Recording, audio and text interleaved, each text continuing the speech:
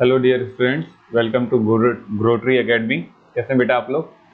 बेटा आज हम लोग बात करेंगे magnetic effect of electric current के लेक्चर 4 की। ठीक है, इसका जो प्रीवियस लेक्चर था उसमें हम लोगों ने बेसिकली बात की थी इलेक्ट्रोमैग्नेट की, कि किस तरीके से मैग्नेटिक इलेक्ट्रिसिटी के थ्रू हम मैग्नेट को बनाते हैं, तो उसे इलेक्ट्रोमैग्नेट कहते हैं। और उसके कॉन्सेप्ट को भी समझा था कि किस तरीके से वो वर्क करता है, उसका यूज क्या होता है, बाकी सारी चीजें। आज हम बात करेंगे बेटा उसके आगे के टॉपिक की। ठीक है, अब इसमें सबसे पहला टॉपिक जो आता है that is force on A current carrying conductor in an magnetic field, यानी कि किकिंग वायर एक्सपेरिमेंट। ये हम किकिंग वायर एक्सपेरिमेंट पढ़ रहे हैं कि अगर किसी मैग्नेटिक फील्ड में किसी वायर में करंट फ्लो हो रहा है तो उसके ऊपर क्या इफेक्ट पड़ेगा, यानी कि एक मैग्नेटिक फील्ड और एक इलेक्ट्रिकल फील्ड आपस में कोलाइड करती हैं तो क्या इफेक्ट पड़ता है। तो थोड़ा सा इसको देखते हैं। एक साइंटिस्ट थे लॉरेंज, उन्होंने जब क्या किया, एक मैग्नेटिक फील्ड के अंदर कंडक्टिंग वायर रख के उसमें चार्ज फ्लो किया, तो ये देखा कि दोनों की एक की मैग्नेटिक फील्ड और एक की इलेक्ट्रिकल फील्ड आपस में कोलाइड करती हैं, और जिसकी वजह से जो वायर होता है, ठीक है, यानी कि एक मोशन जनरेट होता है, वहां पर रिस्पेक्टिव मोशन जनरेट होता है, और वो रिस्पेक्टिव मोशन इनकी डायरेक्शंस पर, मैग्नेटिक फील्ड की डायरेक्शन पर डिपेंड करता है। ठीक है, तो यहां पर वही कह रहा है, the Lorentz found that a charge moving in a magnetic field in a direction other than the direction of the magnetic field. अब यहां देखिए बात क्या कर रहा है कि एक चार्ज है जो कि मैग्नेटिक फील्ड में मूव कर रहा है, लेकिन मैग्नेटिक फील्ड की डायरेक्शन, चार्ज के मोशन की डायरेक्शन दोनों डिफरेंट है। एक्सपीरियंसेस ए फोर्स, तब उस चार्ज पे एक फोर्स एक्सपीरियंस होता है। It is called Lorentz force, इसे लॉरेंज फोर्स के नाम से भी जानते हैं। Since charge in motion constitutes a current, अब देखिए क्या कर रहा है, since a charge in motion constitutes a current, therefore a conductor carrying moving charges, ठीक है, और current placed in a magnetic field in the direction other than the direction of the magnetic field will also experiences a force and can produce motion in the conductor। यानी कि कुल मिला जुला के वही बात हो रही है कि अगर किसी मैग्नेटिक फील्ड में हम किसी करंट कैरिंग कंडक्टर को रखते हैं तो उसके ऊपर एक फोर्स फील होता है जो कि एक अलग डायरेक्शन में जाता है, लेकिन यहाँ पर करंट की डायरेक्शन, यानी कि जो करंट की डायरेक्शन होगी, फ्लो ऑफ चार्ज की डायरेक्शन होगी, और जो मैग्नेटिक फील्ड की डायरेक्शन होगी, ये दोनों के दोनों डायरेक्शंस अलग होंगी। ठीक है, अब आप इस फिगर के अकॉर्डिंग समझिएगा। दिखाई दे रहा होगा आपको ये फिगर। इस फिगर में जैसा कि आपको दिखाई दे रहा है कि ये क्या है बेटा, आपका मैग्नेट है, ये नॉर्थ पोल है, यू शेप मैग्नेट है, और ये इसका साउथ पोल है। ठीक है, अब इसमें हमने क्या किया है, एक कंडक्टिंग वायर को सेटअप लगाया। तो आपको ये लाइन दिखाई दे रही होगी ब्लैक कलर की, ये वायर है। ठीक है, ये वायर यहां तक आया। अब नीचे एक लिक्विड है, लिक्विड का नाम है मर्क्यूरी। मर्क्यूरी लिक्विड क्यों है, क्योंकि इस लिक्विड कंडक्टर होती है। इस वायर को डायरेक्टली लाके इस मर्क्यूरी लिक्विड के अंदर डालें, फिर एक और वायर इस लिक्विड के अंदर से देखिए यहां से अटैच है। ठीक है, ये भी करंट कैरिंग कंडक्टर है। तो यहां पर देखिए बैटरी कनेक्टेड है, ये एक रियोस्टेट है, फिर ये वायर कनेक्ट होके गया यहाँ ऊपर वाला, ये भी कंडक्टर है, इससे ज्वाइन होके नीचे भी कंडक्टर है, यानी कि ये पूरा कंप्लीट सर्किट है। ठीक है, अब हम इस मैग्नेटिक फील्ड की डायरेक्शन में, मैग्नेटिक फील्ड में करंट को फ्लो करते हैं, तो हम देखते हैं कि मोशन किधर मिलता है। तो अभी देखिए होता क्या है, यहाँ पर समझिएगा। मैग्नेटिक फील्ड की डायरेक्शन नॉर्थ टू साउथ होती है। मैग्नेटिक फील्ड की डायरेक्शन क्या बेटा, नॉर्थ टू साउथ, ये मैग्नेटिक फील्ड की डायरेक्शन। ओके, नाउ करंट की डायरेक्शन ऊपर से नीचे की तरफ आ रही है। अगर आप यहां देखेंगे तो ये पॉजिटिव टर्मिनल है, करंट की डायरेक्शन ऊपर से नीचे की तरफ आ रही है। ठीक है, तो ये हो गई करंट की डायरेक्शन बेटा, करंट ऊपर से नीचे की तरफ आ रहा है। अब इस पर फोर्स कहां लग रहा है, तो बेटा इस पर फोर्स बाहर की तरफ लग रहा है। फोर्स कहां लग रहा है बेटा, बाहर की तरफ फोर्स लग रहा है। तो यहां पर इस वायर पर बाहर की तरफ क्या लग रहा है बेटा, फोर्स लग रहा है, यानी कि ये वायर बाहर की तरफ आना चाह रहा है। ये वायर कहां आना चाह रहा है बेटा, बाहर की तरफ आना चाह रहा है। तो अब थोड़ा सा इसको हम लोग समझते हैं हमारे लेफ्ट हैंड रूल से। इस रूल को हम लोग समझ सकते हैं लेफ्ट हैंड रूल से, लेकिन अब देखिए यहीं पर सब कुछ अपोजिट हो सकता है। कैसे, अगर मान लीजिए मैं करंट की डायरेक्शन को ऊपर कर दूं, मैं क्या कर दूं बेटा, करंट की डायरेक्शन को अपवर्ड डायरेक्शन में कर दूंगा तो ये वायर बाहर की तरफ आने की जगह अंदर की तरफ जाएगा। ओके, या अगर मैंने मैग्नेटिक फील्ड चेंज कर दी और करंट की डायरेक्शन नीचे ही है और मैग्नेटिक फील्ड मैंने चेंज कर दी, तब भी ये वायर बाहर आने की जगह अंदर जाएगा। यानी कि ये सारे के सारी चीजें एक दूसरे से रिलेट होंगी और रिस्पेक्टिव होंगी कि करंट की डायरेक्शन क्या है, मैग्नेटिक फील्ड की डायरेक्शन क्या है, उसके अकॉर्डिंग फोर्स अप्लाई होगा। ठीक है बेटा, समझ में आ रही है चीजें? तो एकदम सिंपल चीज है कि आप जब मैग्नेटिक फील्ड के अंदर किसी करंट फ्लोइंग कंडक्टर को यानी कि करंट कैरिंग कंडक्टर को ले जाते हैं तो वो उसके ऊपर एक फोर्स एक्सर्ट करता है मैग्नेटिक फील्ड। क्यों? क्योंकि करंट कैरिंग कंडक्टर का ऑलरेडी एक इलेक्ट्रिकल फील्ड होगा और जब वो मैग्नेटिक फील्ड से कोलाइड करता है तो उनके ऊपर एक फोर्स एक्सर्ट होता है। ठीक है, और उसके बाद वहां मोशन जनरेट होता है। ओके, अब इसको समझने के लिए हमको फ्लेमिंग्स लेफ्ट हैंड रूल का यूज करना पड़ा। फ्लेमिंग्स लेफ्ट हैंड रूल क्या है? तो बेसिकली अगर मैं फ्लेमिंग्स लेफ्ट हैंड रूल समझाऊंगा तो थोड़ा देखिएगा, इसको समझिएगा। फ्लेमिंग्स लेफ्ट हैंड रूल में ये जो थंब होता है बेटा, ये थंब दिखा रहा है मोशन को, यानी कि फोर्स की डायरेक्शन को। थंब किसको दिखा रहा है बेटा? फोर्स की डायरेक्शन को दिखा रहा है। ठीक है, ओके ठीक है।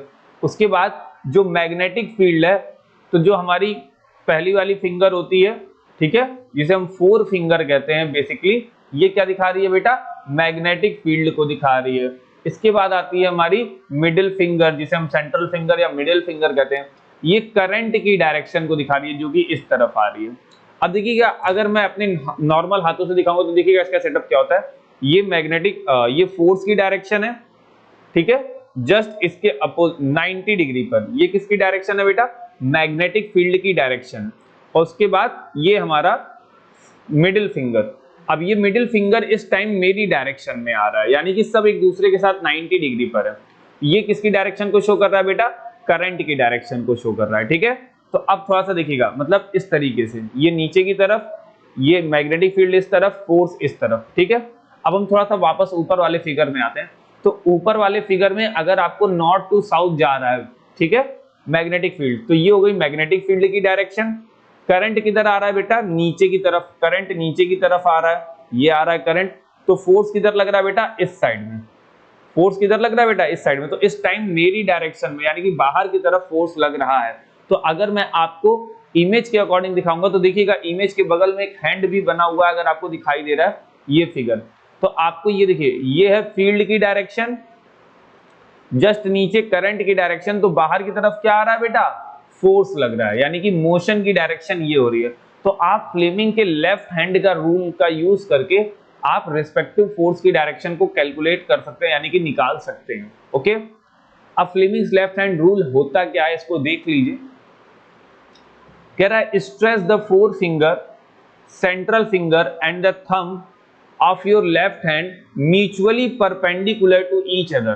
तो ये तीनों एक दूसरे के साथ परपेंडिकुलर होने चाहिए, as shown in the figure in the if the.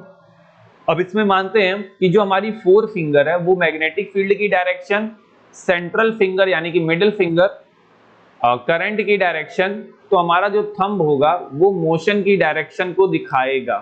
Okay, तो ये होता है बेटा हमारा फ्लेमिंग्स लेफ्ट हैंड रूल। ठीक है, अब जब फ्लेमिंग्स लेफ्ट हैंड रूल हमें आ जाता है बेटा, तो इसके आगे, यानी कि अब ये जो एक्सपेरिमेंट था बेसिकली देखिएगा, अब ये एक्सपेरिमेंट के बाद एक चीज जरूर हमेशा दिमाग में रखिएगा कि इस एक्सपेरिमेंट से, जो पहला एक्सपेरिमेंट था जिसमें क्या था, अब इस एक्सपेरिमेंट से हम लोग बात करेंगे मोटर की। ठीक है, किसकी बात करेंगे बेटा? मोटर की बात करेंगे। किसकी बात करेंगे? मोटर की बात करेंगे। तो लॉरेंज ने जो एक्सपेरिमेंट किया था उसमें यहां बात आ गई मोटर की अभी, यानी कि किसी मैग्नेटिक फील्ड में अगर हम करंट को क्या करते हैं, फ्लो करते हैं, तो उसमें एक फोर्स जनरेट होता है और वही फोर्स मोटर की बात करता है। ठीक है, जिसे हम कहते हैं इलेक्ट्रिक मोटर। समझिएगा, अब हम बात करेंगे बेटा इलेक्ट्रिक मोटर की। इलेक्ट्रिक मोटर है क्या? तो अभी आपको जो सिंपल सा फिगर दिख रहा है ये एक इलेक्ट्रिक मोटर का फिगर है। पहले आप इसकी चीजों को देख लीजिए क्या क्या होता है, फिर इसके फंक्शंस को हम लोग समझाएंगे। देखिएगा, एक इलेक्ट्रिक मोटर में सबसे जो जरूरी पार्ट होता है वो होता है मैग्नेट का। हॉर्स शू इलेक्ट्रोमैग्नेट होते हैं। ठीक है, अब एक मैग्नेट ये है और दूसरा मैग्नेट ये है, और ये दोनों एक दूसरे के सामने होते हैं कुछ डिस्टेंस पर, ठीक है। एक नॉर्थ पोल को फेस करता है और दूसरा साउथ पोल को, यानी कि दोनों अपोजिट पोल होंगे, ठीक है। इनके बीच में हम क्या करते हैं, एक्सल लगाते हैं। एक्सल एक रॉड टाइप की होती है, एक्सल लगाते हैं। एक्सल से कनेक्ट होता है सॉफ्ट आयरन कोर और आर्मेचर क्वाइल, ठीक है। आयरन कोर लगा दिए, उसके ऊपर क्वाइलिंग कर दिए, ठीक है। अब जब क्वाइलिंग कर दिए यानी कि वायर को लपेट दिए, तो फिर उन वायर को हम खींच के लाते हैं और बाकी चीजों के साथ एडजस्ट करते हैं। अब उसका सबसे पहला कनेक्शन S1, आपको यहाँ S1 और S2 दिखाई दे रहा है, इसका नाम होता है बेटा स्प्लिट रिंग। इसका क्या नाम होता है, स्प्लिट रिंग। बेसिकली इनका जो नाम होता है बेटा, वो नाम होता है इनका स्प्लिट रिंग। अब ये स्प्लिट रिंग का मतलब क्या होता है, तो अगर मैं आपको स्प्लिट रिंग का मतलब समझाऊं तो इनको हम बोलते हैं स्प्लिट रिंग। ये स्प्लिट रिंग होते हैं, मतलब एक तरीके से ये सर्कुलर फॉर्म में होने चाहिए थे, लेकिन ये सेमी सर्कल होते हैं, यानी कि हाफ सर्कल टाइप के होते हैं, ठीक है। तो ये स्प्लिट रिंग होते हैं। इन्हीं स्प्लिट रिंग को आप कम्यूटेटर भी बोल देते हैं। क्या बोल देते हैं बेटा, कम्यूटेटर। इनको कम्यूटेटर भी बोला जा सकता है, चाहे कम्यूटेटर बोलिए चाहे स्प्लिट रिंग बोलिए, ये हाफ होते हैं। अब हमारे पास दो स्प्लिट रिंग होते हैं, पहला स्प्लिट रिंग ये और दूसरा स्प्लिट रिंग ये। अब इन स्प्लिट रिंग से कनेक्टेड होते हैं ब्रशेस, ये कार्बन ब्रशेस होते हैं V1 और ये कार्बन ब्रश V2, तो दो ब्रशेस होते हैं। अब यहाँ पर सब कंडक्टर हैं। अब देखो यहाँ क्वाइलिंग होती है, वायर यहाँ से आता है, स्प्लिट रिंग से कनेक्ट होता है, स्प्लिट रिंग कनेक्ट होता है कार्बन ब्रश से, फिर कार्बन ब्रश से कनेक्ट होता है वायर, और ये वायर जाता है पूरे सर्किट को कंप्लीट करता है बैटरी रियोस्टेट की के साथ पास होते हुए, फिर ये पूरे सर्किट को कंप्लीट करता हुआ B2 तक आएगा, B2 के बाद S2 में आएगा, फिर S2 के बाद ये वापस जाएगा क्वाइलिंग के पास, यानी कि एक तरीके से ये अपना सर्किट क्या कर लेता है, कंप्लीट कर लेता है। तो आपको क्या क्या चाहिए होता है, हॉर्सशू मैग्नेट नॉर्थ और साउथ पोल के, एक्सल सॉफ्ट आयरन कोर और उस पे क्वाइलिंग, उसके बाद स्प्लिट रिंग, फिर कार्बन ब्रशेस और बाकी अदर इक्विपमेंट्स, ठीक है। तो ये होता है इलेक्ट्रिक मोटर का स्ट्रक्चर। अब इसमें जो स्प्लिट रिंग होती है बेटा, इसमें जो मेन फंक्शन आता है स्प्लिट रिंग का, बहुत पूछता है कम्यूटेटर क्या है, स्प्लिट रिंग क्या है। तो बेटा कम्यूटेटर और स्प्लिट रिंग दोनों पहली चीज तो सेम है, और ये एक सेमी सर्कुलर पार्ट होते हैं। ये क्या होते हैं बेटा, सेमी सर्कुलर पार्ट होते हैं, जो कि जब एक्सल घूमता है यानी कि आर्मेचर जब रोटेट करता है तो ये भी रोटेट करते हैं। आगे देखते हैं। अब इनको हम लोग को चलाना है, इनको समझते हैं, ठीक है। अब हमें क्या करना है बेटा, इनको चलाना है, ठीक है। अब हम इनको समझेंगे कि इनको चलाते कैसे हैं, क्या है फंक्शन, क्या है, इसको समझते हैं, ठीक है। अब देखिए होता क्या है, देखिए बात हो रही है यहाँ पर मोटर की। ये मोटर है, इसको इलेक्ट्रिसिटी दी जा रही है, उसके बाद ये वर्कआउट कर रहा है। अब देखिए समझिएगा, पहला फिगर, अगर आपको ये वाला पहला फिगर दिखाई दे रहा होगा तो आप इस पहले फिगर को समझिएगा। इसमें पूरा सिस्टम लगा हुआ है, पूरे मोटर का सिस्टम लगा है। ये मैग्नेट है, ये एक्सल है, आर्मेचर है, क्वाइलिंग है, स्प्लिट रिंग है, सब कुछ कनेक्टेड है। तो पहला ए पोजीशन क्या है, कह रहा है initial position coil in plane on magnetic field, एकदम प्लेन रखा हुआ है क्वाइल, ठीक है। देखो इसमें पोजीशन क्या होती है बेटा, एक पोजीशन होती है ये, ध्यान दीजिएगा,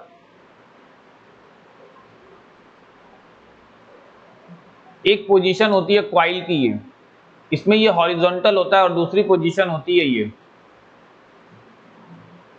इसमें ये हॉरिजॉन्टल नहीं होता है, यानी कि ये इस तरीके से खड़ा है, वर्टिकल है। एक हॉरिजॉन्टल लेवल ये होता है और एक होता है वर्टिकल लेवल।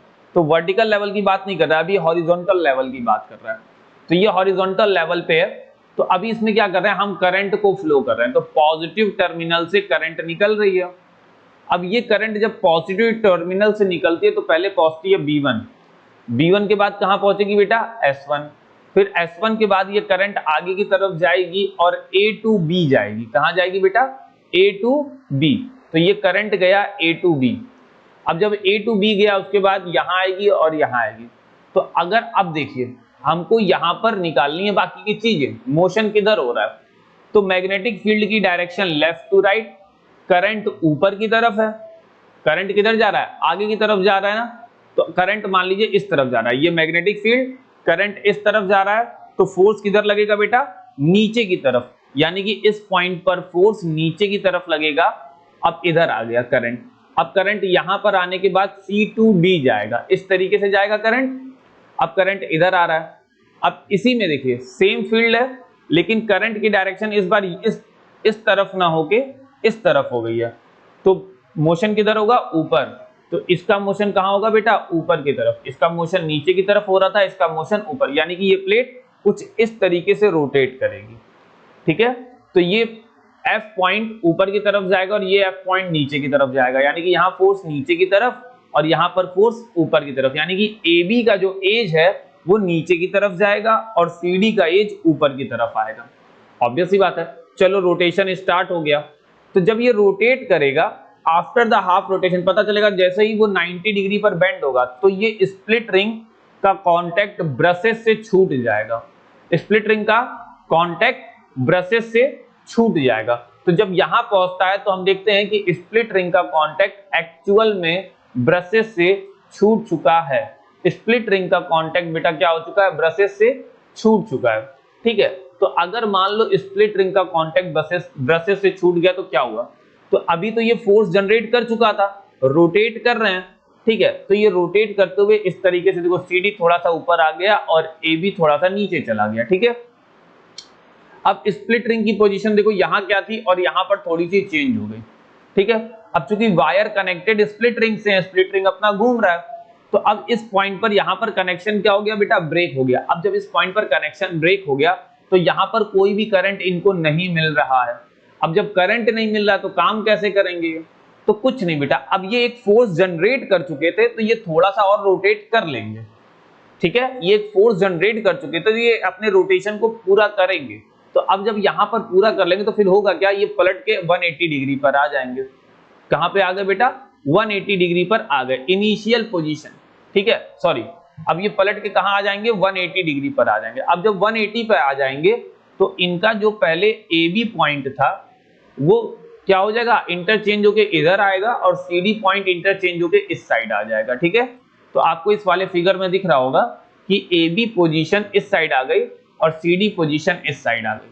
ठीक है, लेकिन यहां जो सर्किट है उसमें करंट की डायरेक्शन हमेशा इधर से ही है, यानी कि अब इस बार S1 इस साइड चला गया है और S2 इस साइड आ गया है। अब करंट की डायरेक्शन ये है। अब इसमें करंट कहां से फ्लो हो रही है, इसमें करंट फ्लो हो रही है B1 से S2, उसके बाद B2C और उसके बाद B2A और उसके बाद S1 एंड फाइनली B2 में पहुंच रही है।